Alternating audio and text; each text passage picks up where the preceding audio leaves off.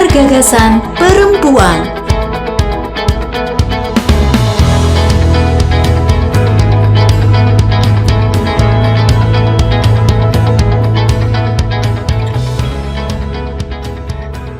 Assalamualaikum warahmatullahi wabarakatuh. Hai para pemirsa Woman Ways, Lingkar Gagasan Perempuan, sebuah podcast yang digagas oleh Pusat Studi Gender dan Anak LPPM UIN Sunan Ampel Surabaya. Gimana kabarnya hari ini? Semoga selalu sehat dan semangat ya. Alhamdulillahirrabbilalamin, saya Fikri Zahria Emeraldine bisa membersamai Anda semuanya sebagai host untuk episode kali ini. Para pemirsa, episode kali ini nampaknya akan sangat menarik, tapi juga lumayan menyayat hati atau menguras air mata. Mengapa? Karena kali ini kita akan membicarakan tentang PK Pahlawan Keluarga. Bagi yang belum tahu, PK adalah perempuan-perempuan kepala keluarga yang ternyata jumlahnya sangat banyak. 90% di antara para perempuan ini merupakan tulang punggung dari keluarga mereka. Dan seringkali penghasilan yang didapatkan masih berada di bawah level kebutuhan mereka. Nah, kita akan membahas tentang PK Pahlawan Keluarga ini tidak sendirian, tentunya akan dibersamai juga dengan seorang narasumber yang luar biasa, yang mana kita nanti akan mendapatkan sharing-sharing ilmu, pengalaman, beserta semua masukan-masukan dari beliau ya terkait dengan PK ini. Langsung saja kita sapa bersama-sama, ada di samping saya atau di depan saya, Ibu Rofi Narulita. Terima kasih Mbak Fikri. Assalamualaikum. Waalaikumsalam warahmatullahi wabarakatuh. Sehat Ibu, gimana Sehat. kabarnya? Alhamdulillah sehat Mbak. Saya semangat sekali datang ke sini. Betul. Karena memang ini salah satunya cara saya untuk menyapa perempuan-perempuan di luar sana. Betul Seperti sekali. itu. Dan sudah terlihat dari semangatnya Bu Rofi ini merupakan seorang perempuan yang luar biasa. Saya rasa Bu Rofi ini seorang pahlawan dari PK itu sendiri kalau menurut saya. Sebenarnya pahlawannya sendiri Mbak PK. Karena PK. saya belajar kehidupan dari mereka. Baik, iya luar biasa. Nah, Bu Rofi Narulita ini merupakan anggota dari Forum Puspa Gayatri Jawa Timur. Kemudian beliau juga merupakan anggota dari anggota pengusaha. Betul, perempuan. Oh iya, anggota Asosiasi Pengusaha Perempuan. Betul. Di Jawa Timur juga ya Ibu ya? Iya. Nah, terkait dengan topik ini, beliau ini merupakan sosok yang aktif mendampingi perempuan-perempuan marginal, termasuk ojek online perempuan, kemudian asisten rumah tangga, buruh pabrik, hingga pedagang kaki lima. Betul. Yang mana sebagian Pemulung besar juga, Mbak. pemulung juga, bahkan Iya. mungkin nanti terkuak juga ya beberapa profesi Betul. atau pekerjaan mereka di sekitar kita begitu. Yang mana sebagian besar rupanya merupakan kepala keluarga begitu ya. Oke, tidak perlu berlama-lama lagi para pemirsa, langsung saja kita dive into the topic, yaitu tentang PK Pahlawan Keluarga. Ya. Nah, Ibu Rofi, langsung aja saya tanya-tanya Ibu ya. Boleh. Iya. Mbak, dengan senang hati. Iya, ini kan tadi Ibu masuknya saya perkenalkan sebagai anggota dari Forum Puspa Gayatri Jawa Timur. Iya. Nah, barangkali di sini ada pemirsa yang masih belum akrab dengan forum tersebut. Iya. Barangkali Ibu bisa menjelaskan sedikit ya intisari Betul. dari forum tersebut, Ibu. Forum Puspa Gayatri Jawa Timur ini adalah wadah bagi masyarakat, siapapun mereka, entah itu LSM, ormas keagamaan, dunia usaha, teman-teman media, sivitas akademisi, asal mempunyai konsen yang sama terhadap perempuan dan anak, silahkan kayak begitu bergabung dengan kami sebagai upaya untuk mesejahterakan perempuan dan anak. Dari usaha-usaha kekerasan, kan udah diskriminatif dan sebagainya. Iya. Kebetulan saya di Forum Puspa Gayatri berangkat dari dunia usaha, yaitu yang tergabung dari Asosiasi Pengusaha Perempuan. Noten, gitu Mbak, iya. seperti itu. Jadi silahkan buat teman-teman nih seperti Mbak Lili dari teman-teman akademisi bergabung juga dengan Forum Puspa Gayatri. dengan senang hati. Artinya ada berbagai macam elemen ya, kita di situ bisa berkolaborasi dan sebagainya. Betul. Berarti Seperti tujuannya sangat mulia ya. Mulia untuk mendampingi banget. Dan para itu ada di setiap provinsi dan kabupaten kota. Iya, dan yang sedang digabungi oleh Ibu Rofi adalah yang Saya Jawa di Timur Jawa ya. Timur, di Forum Oke. Puspa Gayatri Jawa Timur. Oke, Seperti itu. baik. Kalau saya dengar tadi ada festival nasi krawu Gresik. Nah, itu kayaknya salah satu yang digagas oleh Bu Rofi ya. Iya, seperti itu ya Mbak ya. Itu insya Allah pencapaian kami di tahun 2023. Salah satu dampingan kami adalah ojol perempuan. Ojol perempuan yang tergabung di Gaspol, Gerakan Sayang Ojek Online Perempuan. Nah, selama pendampingan itu kurang lebih 3 tahun, saya memberikan mereka pembekalan. Public speaking, table manner, manajemen bisnis, pengawalan legalitas mereka, hingga ke pemasaran produk mereka. Kami memberikan panggung kepada mereka dalam bentuk festival nasi krawu 3 hari berturut-turut di sebuah mall. Betul. Dan itu zero cost, tidak ada biaya sama sekali. Luar biasa ini. Sedangkan kita tahu kalau open table, stand di mall mesti berbayar. Costnya luar biasa. Luar biasa. Iya. Dan itu tidak 1 stand, 9 stand. 9 stand. Semuanya ojol perempuan. Mulai dari MC-nya, mulai dari pengisi panggung yang menyanyi, mulai dari produk, display produk, menyambut tamu, anak-anak yatim dari Mbak Ojol, semua perform di situ. Kami memberikan ruang kepada mereka. Saat itu dibuka oleh Wakil Ketua MPR RI, Mas Jazilul, dan ditutup oleh Bapak Bupati. Iya, baik. Jadi luar biasa apresiasi dari masyarakat. Kan selama ini yang mereka tahu ojol perempuan hanya antar jemput makanan. Betul. Terus mungkin public speaking, table manner belum pernah. Ternyata mereka bisa, mereka bisa, dan bisa ya ternyata produk-produknya, packagingnya bagaimana, susunan komponen warnanya bagaimana. Seperti itu di Festival Nasi Krawu. Ternyata pemberdayaannya begitu maksimal ya. Jadi buat para pemirsa nih yang tertarik juga untuk bisa memberdayakan para perempuan di sekitar kita, bisa ikut bergabung nih dengan pendampingan dengan senang hati. Yang dikelola oleh Ibu Rofi ya. Nah, karena sudah ngomongin tentang pendampingan ini, barangkali bisa diceritakan Ibu bagaimana proses awal kali, pertama kali atau awal mula Bu Rofi ini apa yang membuat tergerak hatinya untuk ya, bisa mendampingi para PK ini. Saya menekuni dunia pendampingan itu dari 2008, Mbak. Wah, sudah berapa tahun ini ya? Coba dihitung nih para pemirsa. Sependek itu sudah panjang Ibu menurut saya. Iya, kebetulan saya kan berangkat dari dunia usaha. Dunia usaha kan adalah dunia yang orientasinya profit oriented ya. Betul. Tentunya kontradiktif dengan dunia pendampingan. Iya juga Ibu. Iya kan, benar kan? Tapi alhamdulillah saya bisa mengcombine itu semua. Ya karena waktu itu anak saya meninggal. Awalnya saya begitu fokus sama karir. Betul. Saya kan di PMA dan sebagainya. Ya hanya sebatas itu, bekerja, mencari uang, sholat, selesai.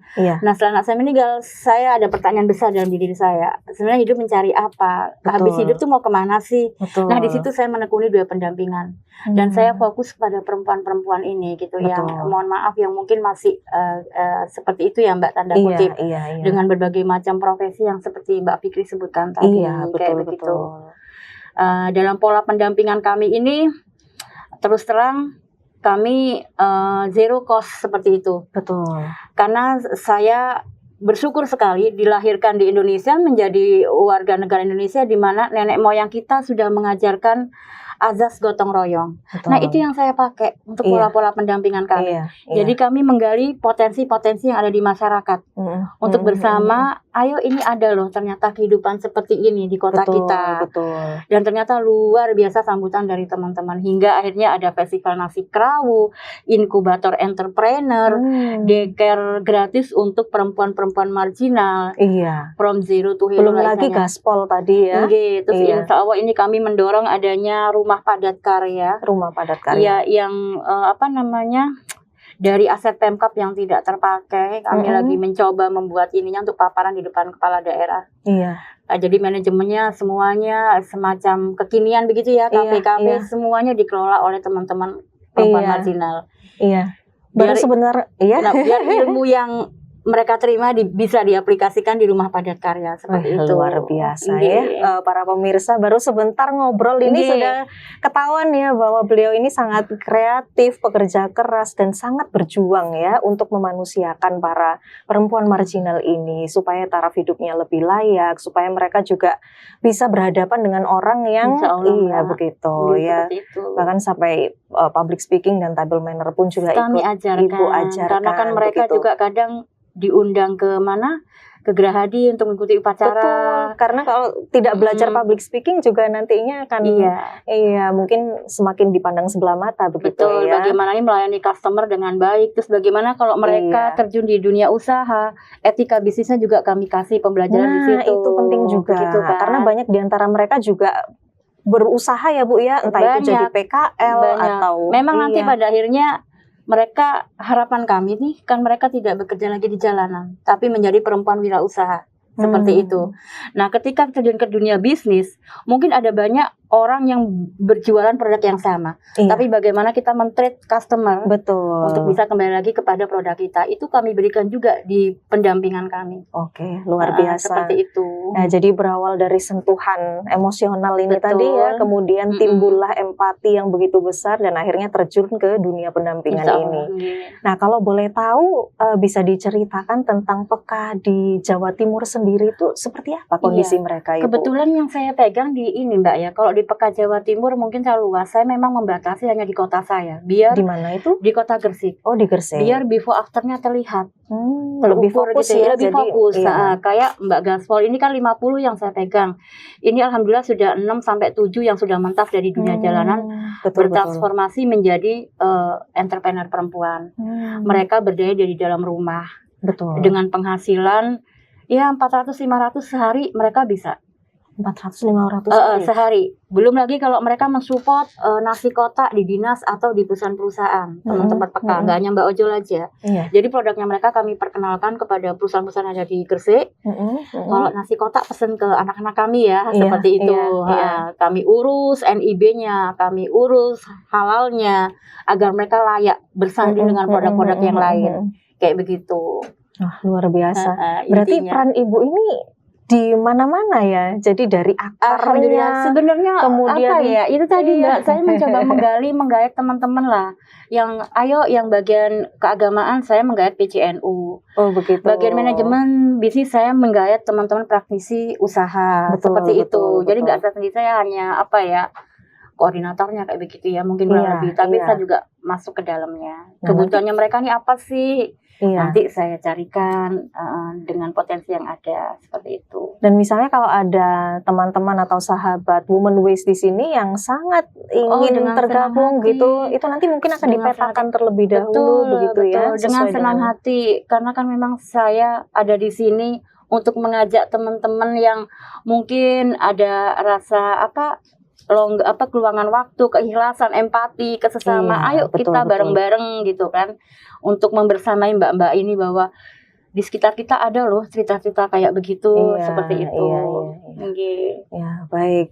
Tadi Ibu kan sudah menjelaskan beberapa program ya, atau beberapa pendampingan yang dilakukan. Ada yang namanya tadi Gaspol, kemudian inkubator entrepreneur.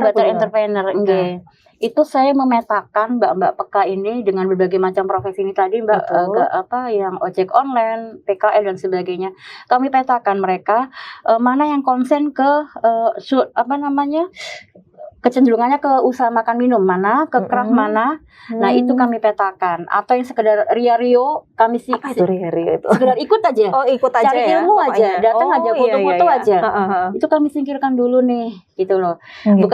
Bukan disingkirkan ya, diinin dulu. Kami fokus sama yang diprioritaskan untuk yang memang sudah pengen benar-benar usaha. Gitu ya. Nah, di situ kami kumpulkan mereka, kami bikin kurikulum pemberdayaan perempuan.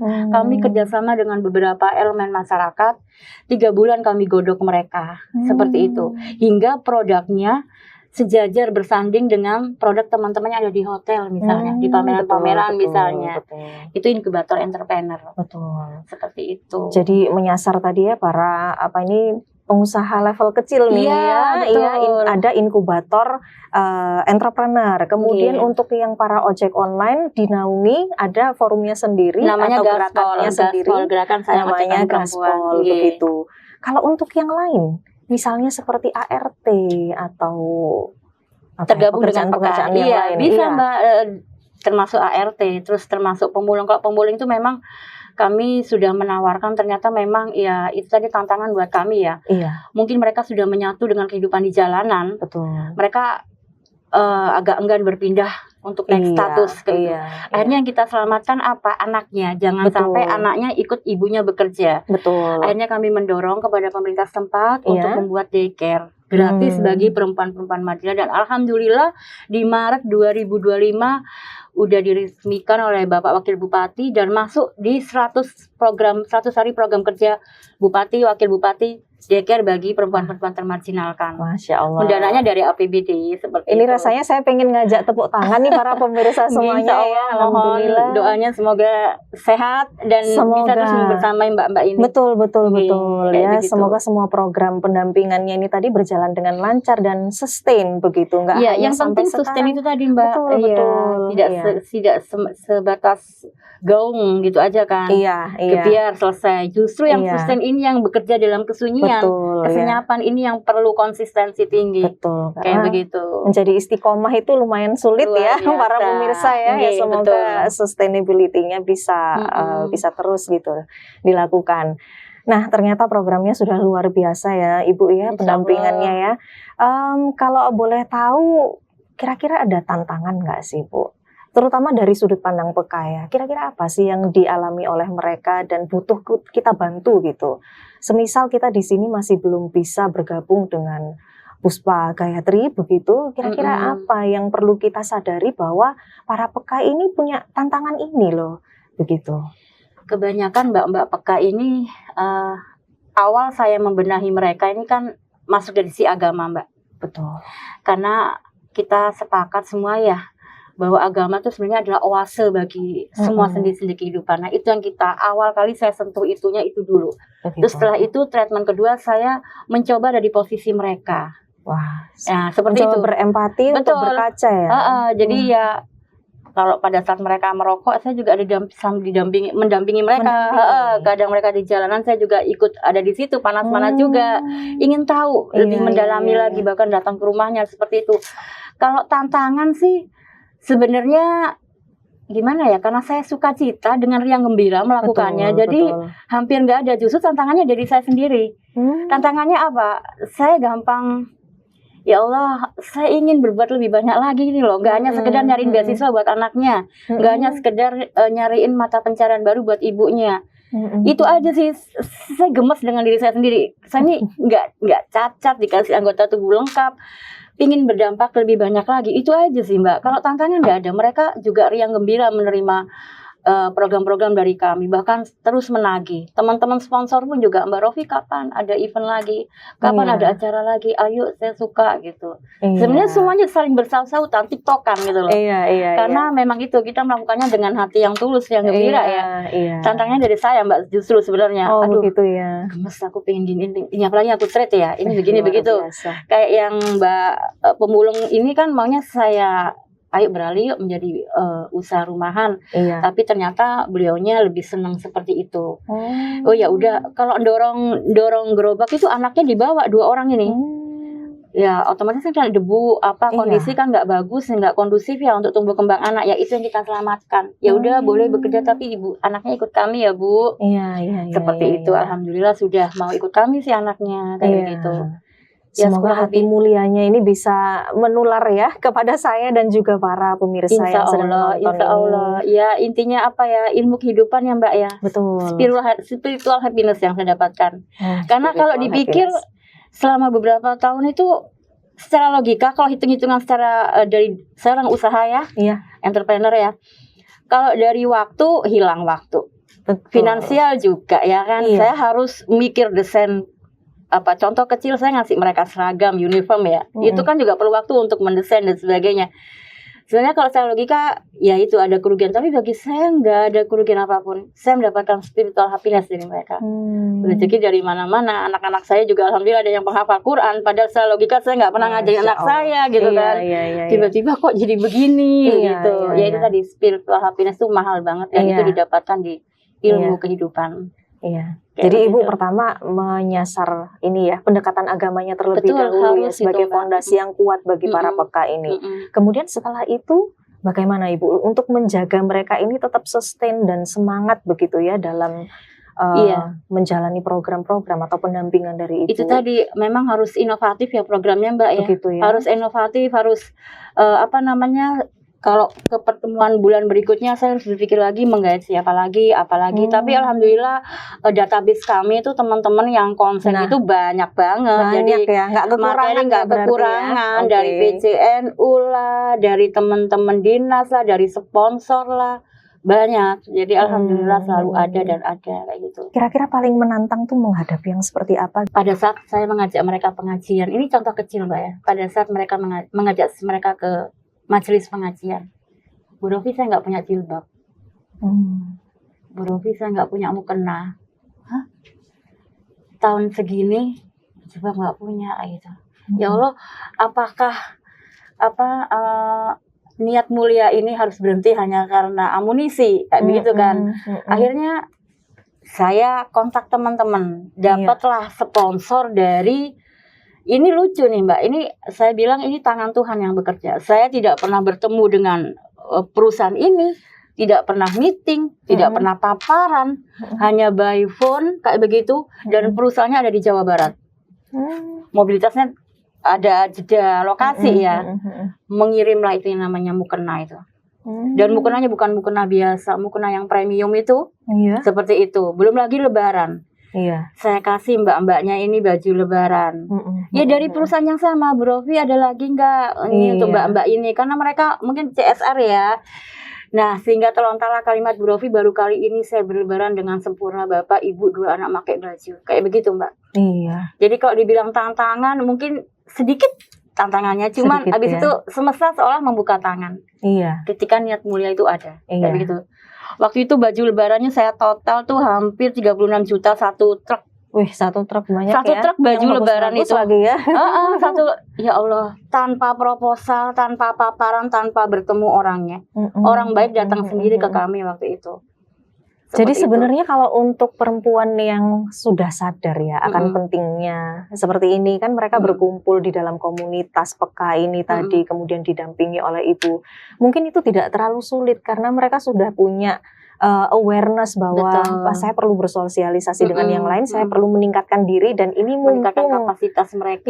Meningkatkan kapasitas mumpung ada yang mendampingi. Mereka sadar untuk itu dan memanfaatkan. Betul Mbak. Nah bagi yang belum Ibu, kayak tadi ada pemulung diajak untuk itu tadi Mbak, pintar-pintarnya kita menyiasati. Kayak saya tuh kalau pendampingan itu sebisa mungkin tidak mengganggu jam kerja mereka. Begitu ya. Mbak ojol ini kan ada jam kerja produktifnya nih. Betul. Antar jemput anak sekolah di jam berapa. Terus pemulung ini biasanya ngambil rongsokan di jam-jam setelah sarapan, karena sampah produksi rumah tangga kan banyak-banyaknya setelah kita ini ya. Bangun pagi ya. Bangun pagi atau sore barangkali pulang kerja ya. Nah itu yang kami siasati, kayak jam pembelajaran tuh mesti kami ngambilnya di sore hari.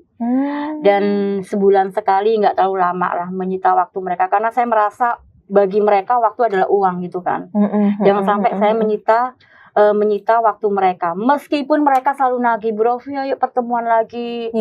Mereka haus dengan ilmu-ilmu baru, pengalaman untuk meningkatkan kapasitas diri. Benar. Senang dengan itu ya Bu ya. Senang banget. Bahkan yang jauh ya, jaraknya jauh kayak dari Surabaya Sidoarjo, mereka mau datang dari desa, datang hanya untuk ingin mendapatkan ilmu baru seperti itu. Bayangin, sampai sebegitunya mereka haus akan ilmu apapun itu, asal untuk meningkatkan kapasitas mereka sebagai seorang perempuan yang berperan ganda. Kayak begitu Mbak. Semoga tadi yang masih belum tersentuh itu segera tersentuh hatinya untuk untuk bisa didampingi, supaya taraf hidupnya juga bisa lebih meningkat begitu ya. Betul. Ini saya mau cerita contoh kasus satunya pendampingan Mbak kami nih. Sedikit ya, biar teman-teman yang mendengarkan kisah ini bersyukur ya pada hari ini, hari apa nih Mbak, hari Rebo ya. Iya, bisa didengerin kapan aja Bahwa ini sama ada loh kayak teman-teman. gitu. Ini si suami sudah meninggal, si Mbak Ibu ini mendapatkan kecelakaan ketika ngantar anak sekolah.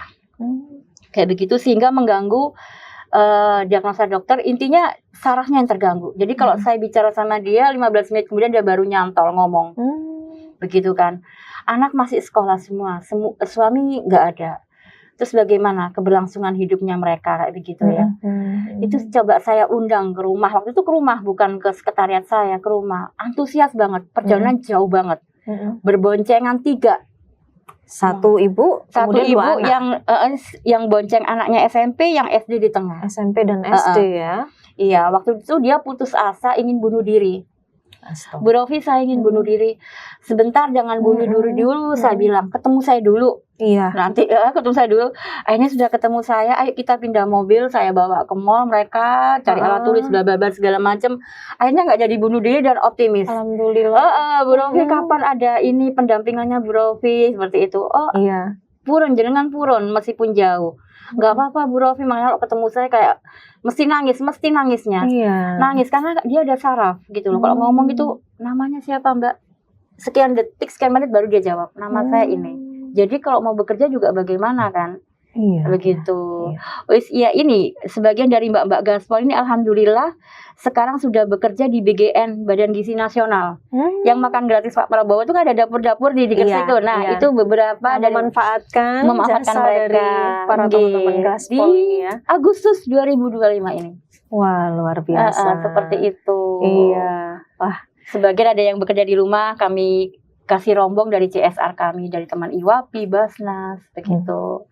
Ini seperti palu gada ya Bu ya. Kayaknya apapun ada inovasi, pendampingannya dalam bentuk apapun. Ya, tantangannya inovasi ini tadi Mbak, gitu loh. Bahkan tugasnya, entah ini tugas atau bukan ya Ibu ya, tapi sampai mendampingi. Kewajiban saya pada Tuhan gitu loh, karena terlalu banyak karunia yang Allah beri pada keluarga kami, jadi sudah selayaknya saya berbagi kepada sesama. Lalu kabar ibu yang tadi ingin bunuh diri itu? Alhamdulillah sudah bekerja di dalam rumah, anaknya itu juga anaknya termotivasi banget, ikut pelatihan memasak dan sebagainya, buka usaha kayak open PO kayak begitu. Wah, ini semacam multiplier effect ya. Jadi yang pertama disasar adalah ibunya, ternyata semangatnya nular ke anaknya. Dan anaknya bahkan sampai termotivasi untuk juga membuat usaha yang bisa meringankan beban hidup keluarganya. Betul Mbak. Wah, luar biasa. Saya daripada suruh nyariin pekerjaan di pabrik, usaha sendirilah. Karena usaha sendiri lebih enak karena saya kan background ibu sudah saya tuh paling nggak bisa disuruh minta-minta, langsung eksekusi gitu. Saya berapa modal? Akhirnya tadi jadi ini ya yang ibu pertama kali mengatakan bahwa ada banyak kegiatan zero cost. Itu berarti definisinya seperti itu ya? Zero cost, 0 rupiah kami berkegiatan itu karena memang sumbangan dari teman-teman sponsor. Kayak rombong yang untuk usaha di rumah dari teman-teman IWAPI, dari teman-teman Basnas. Terus manajemen bisnisnya, etika bisnisnya, pengawalan legalitasnya itu dari teman-teman praktisi usaha pelaku UMKM. Juga saya sendiri saya kawal seperti itu, macam-macam. Terus untuk pemasarannya saya masuk juga ke dalamnya sebagai bentuk tanggung jawab ya, jadi nggak sekedar teori aja. Seperti itu, saya perkenalkan produk mereka kepada perusahaan, kepada teman-teman dinas. Kalau mau pesen nasi kepada anak-anak kami nih, mereka sudah layak untuk bersanding di mejanya. Mohon maaf, misal Pak Bupati gitu ada tamu, udah pantes lah produknya mereka begitu. Jadi definisi zero cost ini bukan hanya pengelolanya yang kreatif untuk mencari, bukan membebani dan membebani sektor pemerintahan atau bagaimana begitu, tetapi kreatif mendapatkan dana dari luar begitu. Iya, betul. Dan juga zero cost artinya teman-teman PK ini tidak ditarik juga Ibu ya. Kami tidak ada dana kas, tidak ada dana apa-apa, bahkan seragam kepada mereka itu juga justru gratis dari kami yang akan memberikan kepada seperti itu. Wah, ketika mereka tampil di Gerahadi mengikuti upacara dengan Bu Gubernur atau kemarin ketemu dengan Ibu Menteri, saya ingin profesi apapun kalian harus tampil secara orang kantoran lah, pakai baju seragam uniform. Akhirnya kan kemarin bikin uniform kan, dengan nama masing-masing itu desainnya saya serahkan pada kalian. Nanti pendanaannya udahlah gampang, insya Allah orang baik banyak kok, aku bilang kayak gitu. Wah, Ada iya. keren banget mereka pakai seragam kemarin. Iya. Seperti itu Mbak. Iya. Nah, ini barangkali para pemirsa ini bukan hanya yang ingin bergabung untuk membersamai para PK, tetapi Betul. barangkali ada juga PK yang sedang nonton. Boleh Kira-kira, dengan senang hati, sangat tergantung terbuka. wilayahnya ya, wilayah kota mana agar bisa kami petakan gitu kan, karena jejaring kami kan ada di beberapa kota. Kayak begitu, Asosiasi Pengusaha Perempuan itu ada di beberapa kota. Begitu. Cuman memang yang langsung bersentuhan dengan personal dengan saya memang yang di Gresik, kayak begitu. Begitu ya. Okay. Jadi khususnya bagi para perempuan pejuang keluarga ya yang berdomisili di Gresik, kira-kira bagaimana cara mengontaknya ini, boleh Bu? Ke kantornya. Mbak Lili, mungkin ada nomor WA saya atau siapa, silakan di-share aja nomor WA saya, nggak apa-apa. di-share. WA saya tuh Mbak 24 jam 24 untuk jam perempuan untuk... seperti itu. Udah banyak Bu Rofi, Mbak Rofi ada ini apa namanya? Mohon maaf ya Mbak ya, saya agak cerita dikit nih kasus yang saya temuin. Iya. Seorang ibu ada upaya mau dibakar oleh suaminya. Sekarang ada di mana? Di panti usulan jam 11 malam waktu itu. 24 jam Mbak. Alhamdulillah kami bisa evakuasi itu. Kami bawa ke kantor polisi waktu itu. Dan alhamdulillah ditangani ya dengan baik. Kami amankan ibu beserta anaknya. Artinya kan memang WA saya 24 hours untuk perempuan gitu. Itu penyebabnya apa Ibu kalau boleh tahu? Ada permasalahan keluarga begitu ya? Sama minuman keras. Wah, bahayanya judol dan minuman keras Ya, sampai seperti itu ya. Udah menjadi ini ya, di masyarakat udah banyak yang terpapar itu ya. Iya. Nah, itu tugas kita. Makanya pemberdayaan perempuan itu penting sekali. Betul, tapi alhamdulillah terselamatkan dan Alhamdulillah sampai saat ini masih menjadi. Makanya kalau bicara WA saya 24 jam, Mbak. Orang-orang curhat tuh, Mbak curhat tuh udah siap aja lah, daripada mereka nanti lari ke yang enggak hal benar. Betul. Itu kan dari awalnya tidak merokok menjadi tidak merokok sekarang. Alhamdulillah yang awalnya tidak berkerudung perlahan-lahan tidak bermajelis, ikutan majelis. Kapan tadi saya bawa mbak-mbak bermajelis itu. Tapi kerasan ya duduk di sini ya, bermajelis itu agak durasinya agak nggak apa-apa Bu Rofi, saya senang, semangatnya tinggi ya, kayak begitu. Iya, Masya Allah. Jadi semoga forum diskusi kita kali ini tidak hanya menjaring teman-teman atau para pemirsa yang memang berminat untuk bergabung mendampingi begitu, tetapi bagi teman-teman PK yang barangkali ada seliweran di sini ya, bisa juga ikut ya. Boleh dengan senang hati Mbak, bergabung. dengan senang hati kami mengedukasi pendampingan kepada mereka. Iya. Dengan senang hati, dengan apa ya, keterbatasan yang kami punya bukan berarti kami juga terbatas memberikan pendampingan mereka. Insya Allah enggak lah. Selalu ada jalan, selalu ada cara untuk inovasi program kayak begitu. Luar biasa. Baik Ibu, sepertinya tadi ceritanya sudah luar biasa, sangat menginspirasi dan sangat membuka mata ya bagi kita semua ya tentang siapa itu PK dan proses pendampingannya seperti apa dan apa yang perlu kita lakukan ya, seperti itu. Barangkali untuk ini sebelum mengakhiri podcast kita kali ini barangkali ada pesan untuk para perempuan di luar sana, entah itu yang berada atau merupakan PK atau yang bukan Ibu. Iya, closing statement dari saya simple aja, nggak banyak kata. Perempuan mendukung perempuan. Woman support woman. Karena kekuatan terbesar seorang perempuan adalah ketika saling bergandengan tangan. Baik, para pemirsa, aduh Ibu, sampai meneteskan air mata ini ya. Seperti itu Mbak. Iya, karena memang episode ini sangat menyentuh ya bagi teman-teman yang mendengarkan ya. Semoga bisa terbuka hatinya, terbuka matanya untuk melihat bahwa perempuan marginal ini bukan hanya pekerja, tetapi pahlawan kehidupan bagi keluarga dan lingkungannya. Betul. Terima kasih banyak Ibu Sama-sama Mbak Fikri, mohon maaf jika ada salah kata dan salah sikap ya Allah. Tidak ada salah kesempurnaan hanya milik Allah, biarkan kekurangan milik saya pribadi. Masya Allah, saya ikut terharu Ibu mendengarnya, perjuangannya luar biasa. Mari teman-teman pemirsa, silakan yang mau bergabung ya untuk melanjutkan perjuangan dan menemani perjuangan Ibu Rofi. Silakan, nanti barangkali ya tim editor di studio bisa menambahkan kontak person yang bisa dihubungi untuk para pemirsa yang ingin bergabung. Dengan senang hati Mbak. Begitu. Dengan senang hati. Terima kasih Mbak Fikri. Sama-sama Ibu semuanya. Iya, Dan untuk sahabat Women Ways, semoga obrolan kali ini bermanfaat dan menggerakkan hati kita ya untuk lebih menghargai, mendukung, dan memberdayakan perempuan di sekitar kita. Saya Fikri dan juga Ibu Rofi pamit undur diri dulu. Terima kasih dan mohon maaf apabila ada kesalahan. Wassalamualaikum warahmatullahi wabarakatuh.